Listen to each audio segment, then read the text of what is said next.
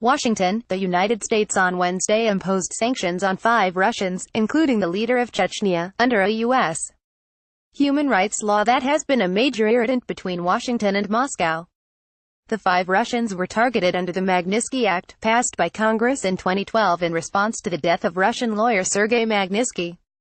He died in prison after exposing a tax fraud scheme involving Russian officials, and the law named after him allows the U.S.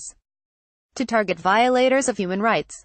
All told, the U.S. has targeted 49 Russians under that law. The latest additions include Ramzan Kadyrov, the head of Chechnya, a predominantly Muslim republic in southern Russia. The Treasury Department said Kadyrov oversaw disappearances and extrajudicial killings, and that he's believed to have ordered the killing of one of his political rivals. The rival had accused Kadyrov of personally carrying out torture. The Treasury Department also said it was targeting a Chechen law enforcement official, Ayub Kataev, for alleged involvement in abuses this year against gay men. The United Nations and human rights groups have decried reports that men suspected of homosexuality have been rounded up in Chechnya and in some instances killed.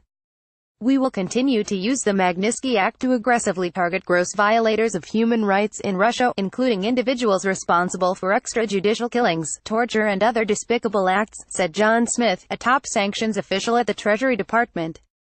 Read more. Putin says U.S. hurts itself with invented Trump collusion case. The other 3 Russians being targeted are accused of being involved in the criminal conspiracy in Russia that Magnitsky exposed. Magnitsky was a Russian lawyer hired by Hermitage Capital, a hedge fund owned by British citizen William Browder. After accusing Russian officials of carrying out a $230 million tax fraud, he was charged with tax evasion and put in prison, where he died in 2009 at 37.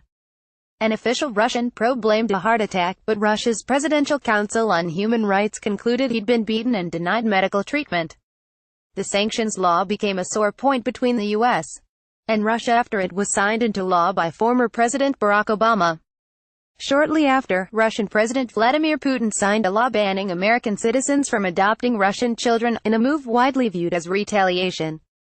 Donald Trump Jr., son of President Donald Trump, has said he discussed the Magnitsky Act and the adoption law with Russian lawyer Natalia Veselnitskaya last year during an unusual campaign season meeting that has been examined as part of the investigation into Russian meddling in the 2016 election and potential collusion with Trump's campaign. The sanctions freeze any assets the individuals may have in the United States, and also bar Americans from doing any business with them. In 2016, the Magnitsky Act was expanded to allow the U.S. to target human rights abusers anywhere, not just in Russia. The Trump administration is expected to target additional individuals under that law in the coming days.